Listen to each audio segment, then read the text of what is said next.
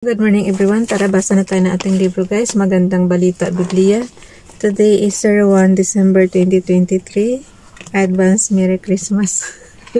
Okay, nandito na tayo sa aklat ng Unang Kronika, chapter 23, ang gawain ng mga Levita. Unang Kronika, chapter 23, verse 1, nang matandang-matanda na si David, ginawa niyang hari ng Israel ang anak niyang si Solomon. Verse 2, tinipon ni David ang mga pinuno ng Israel, ang mga pari at ang mga Levita. Verse 3, ang mga nabilang na Levita mula sa gulang na 30 taon pataas ay 38,000. Verse 4, ang mga inatasan sa pangangalaga at paglilingkod sa templo ay 24,000. Ang ginawang mga opisyal at mga hukom ay 6,000. Verse 5, at 4,000 ang kinuhang mga bantay sa pintuan. Ang magpupuri kay Yahweh sa saliw ng mga instrumentong ginawa ni David ay 4,000 rin. Guys, ganun karami yung ibig sabihin malaki ang na to guys. Ang lugar ng templo na to kasi sobrang dami 1,000.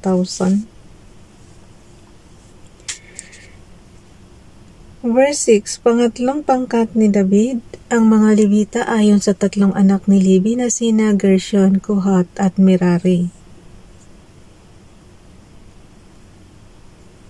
Oh.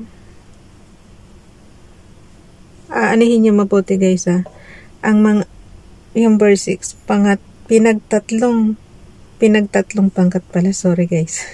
Ulitin niyo yung basa yung verse 6. Pinagtatlong pangkat ni David ang mga Levita ayon sa tatlong anak ni Levi na sina Gershon, Kohat at Merari. Sabayan niyo rin ako ng basa guys para alam niyo yung meaning ng mga binabasa natin dito.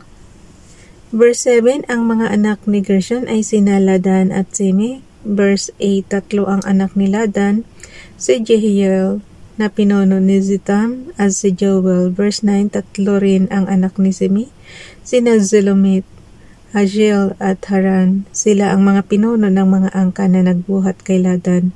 Verse 10, apat ang anak ni Simi na kapatid ni Ladan, sina Jahat, Zina, Jeus at Brias. Verse 11, si Jahat ang pinuno at si Ziza naman ang kanang kamay. Kakaunti ang mga anak na lalaki ni Jeus at Berias kaya't pinagsama na sila at ibinilang na iisang angkan. Verse 12, apat ang anak ni Kohat, sina Amram, Izar, Hebron at Uziel. Verse 13, ang mga anak ni Amram, sina Aaron at Moises.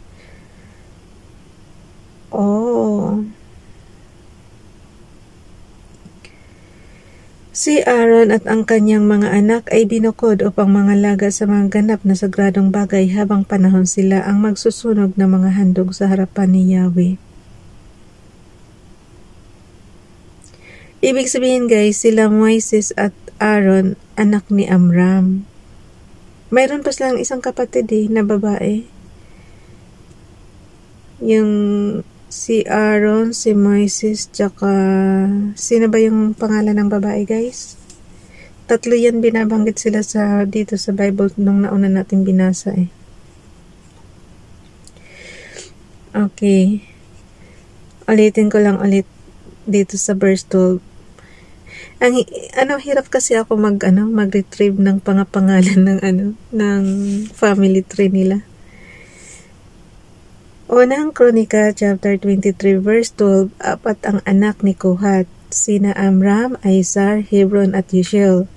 Verse 13, mga anak ni Amram, sina Aaron at Moises. Si Aaron at ang kanyang mga anak ay ibinukod upang mangalaga sa mga ganap na sagradong bagay habang panahon.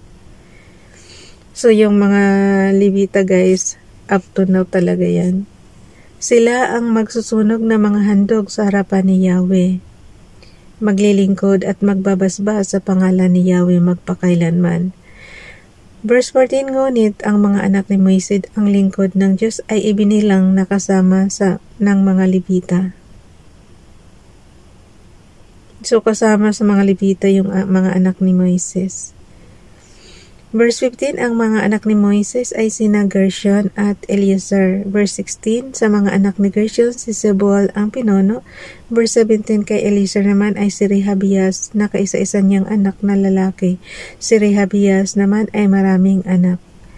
Verse 18, sa mga anak ni Izhar na pangalawang anak ni Kohat, si Zelomit ang pinuno. Verse 19, ang apat na anak ni Hebron ay sina Jerayas na pinuno Amarias, Jehasiel at Jekamiam. Verse 20, sa mga anak naman ni Uziel, si Micas ang pinuno at si Isaias ang pangalawa. Verse 21, ang mga anak ni Merari ay sina Mali at Musi. Mga anak naalala ko na guys. Yung isa pang kapatid nila Moises, si Miriam ba yun? Hindi ko na naman sure. Okay, ulitin natin yung verse 18. Sa mga anak ni Izhar na pangalawang anak ni Kohat, si Zelomit ang pinuno. Verse 19, ang apat na anak ni Hebron ay sina Jerayas na pinuno, Amarias, Jahasiel at Jekamiam. Verse 20, sa mga anak naman ni Uziel, si Micas ang pinuno at si Isaias ang pangalawa. Verse 21, ang mga anak ni Merari ay sina Mali at Musi. Mga anak ni Mali, sina Eleazar at Kis.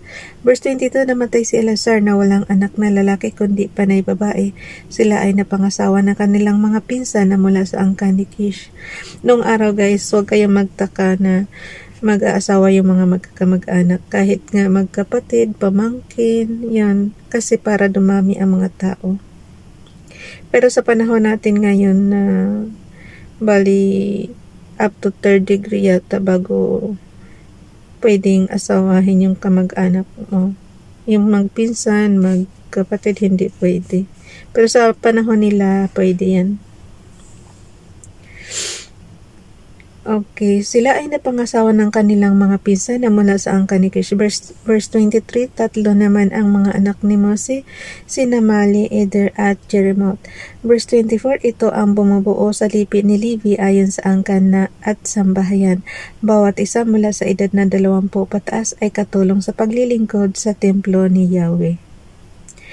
Verse 25, sinabi ni David, binigyan na ni Yahweh na Diyos ng Israel ng kapayapaan ang kanyang bayan at maninirahan na siya sa Jerusalem magpakailanman. So, talagang banal yung Jerusalem guys. Verse 26, dahil dito hindi nabubuhatin ng mga Levita ang tabernakulo at ang kagamitan sa paglilingkod dito. Verse 27, iyan ang dahilan. Verse 27 guys. Iyan ang dahilan kaya ipinapalista ang mga Levita mula sa gulang na 20 pataas. Verse 28, sila'y tutulong na lamang sa mga paring mula sa angkan ni Aaron sa paglilingkod sa loob ng templo ni Yahweh. Sila ang mga ngalaga sa mga bulwagan, mga silid, mga sagradong kasangkapan at iba pang mga gawain sa templo ng Diyos. Verse 29, sila rin ang tutulong sa paghahanda ng tinapay na panghandog ng harinang panghalo sa mga panghandog ng manipis na tinapay na walang pampaalsa, mga nilutong handog at ng harinang hinaluan ng langis. Tutulong din sila sa pagtakal at pagsukat ng mga handog. Verse 30, umaga at hapon haharap sila kay Yahweh upang magpuri at magpasalamat. Verse 31, at kung may handog na susunugin sa mga araw ng pamamahinga, pista ng bagong buwan at mga takdang kapistahan ayon sa bilang at patakarang ipinag-uutos sa harapan ni Yahweh sa lahat ng panahon. Verse 32, ang mga Levita nga ang mga galaga sa tuldang tipanan at sa dakong banal at tutulungan nila ang mga paring kamag-anak nila sa lahat ng paglilingkod sa templo ni Yahweh. Ang gawain ng mga pari. Unang Kronika chapter 24 verse 1, ito ang mga pangkat ng mga angkan ni Aaron. Ang mga anak niya ay sina Nadab, Abihu, Eleazar at Itamar. Verse 2, sina Nadab at Abihu ay naunang namatay kaysa kay Aaron at Wala silang anak kaya sina Eleazar at Itamar lamang ang naging mga pari. Verse 3, sa tulong ni Zadok na anak ni Eleazar at ni Ahimelech na anak ni Itamar ang mga kabilang sa angkan ni Aaron, ay hinati ni David sa mga pangkat at binigyan ng kani-kanilang tungkulin. Verse 4, marami ang pinuno ng mga sambahayan sa angkan ni Eleazar kaysa kay Itamar. Kaya sa 24 na pangkat, 16 ang napili mula sa angkan ni Eleazar at 8 naman ang kay Itamar. Verse 5, pinili sila ni David sa pamamagitan ng palabunutan sapagkat maging sa angkan ni Eleazar at ni Itamar ay may mga tagapangasiwa sa loob ng dakong banal at may mga tagapanguna sa pagsamba. Verse 6, si Simayas na anak ng Levitang si Nathanael ang naglista ng mga pangalan at ginawa niya ito sa harapan ng hari. Nasaksihan din ito ng mga prinsipyo ni Zadok na pari at ni Ahimelech na anak ni Abiatar at ng mga pinuno ng angkan ng mga pari at Levita. Isang sambahayan ng mga pari ang inilista sa panig ni Eleazar at isa rin kay Itamar. Verse 7 to 18, ito ang pagkasunod-sunod ng paglilingkod mula sa una hanggang sa ika-24 na pangkat ayon sa palabunutan. Jehoiarib, Jedayas, Harim, Seorim, Malakiyas, Mijamin, Hakos, Abias, Jesua, Zikaniyas, Eliasib, Jakim, Jopa, Jezibeab, Bilga, Aimer, Hezer, Apsis, Pitaya, Hazakiel, Jakin, Gamol, Dilayas, Maasiyas. Verse 19, ito ang kaayusan at takdang panahon ng paglilingkod nila sa templo ni Yahweh ayon sa itinatag ng kanilang ninonong si Aaron gaya ng utos sa kanya ni Yahweh, ang Diyos ng Israel. Ang listahan ng mga Levita o ng Kronika chapter 24 verse 20, ito ang iba pang mga pinuno ng mga angkan sa lipi ni Levi, si Subael sa angkan ni Amram, at si Jehedias na angkan ni Subael. Verse 21, si Isaias na isang pinuno sa angkan ni Rehabias.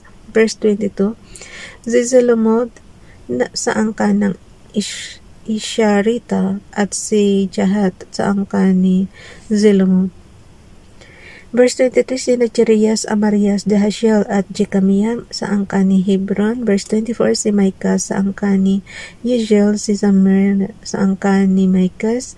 Verse 25, Verse 24 guys, ulitin nyo. Si Micah sa angkan ni Yehiel, si Zamir sa angkan ni Micas. I don't know kung magkaiba yan or isang tao. Pero pareho kasi ng pangalan guys. Verse 35, si Isaias na kapatid ni Micas, si Zacharias sa angkan ni Isaias. Verse 26, si Namali at Musi sa angkan ni Mirari, si Benon sa angkan ni Jaazias. Verse 27, si Beno, Soham, Sakor, at Abri, mga anak ni Jaazias sa angkan ni Mirari. Verse 28 to 29, si Mali ay may 2 anak, sina Eleazar at Kish. Si Eleazar ay walang anak, ngunit si Kish ay mayroong isang anak, si Jeremiel. Verse 30, si Namali, Eder at Jerimoth ay mga anak ni Mose. Sila ang mga angkan ng mga Levita. Verse 31, ang mga ito tulad ng mga kamag-anak nila mula sa angkan ni Aaron ay nagpalabunutan din maging sila'y pinuno ng sambahayan o hindi. Sinaksihan ito ni Haring David, ni Zadok at Ahimelech at ng mga pinuno ng sambahayan ng mga pari at mga Levita. Guys, bukas na itong chapter 25. Bye everyone. God bless.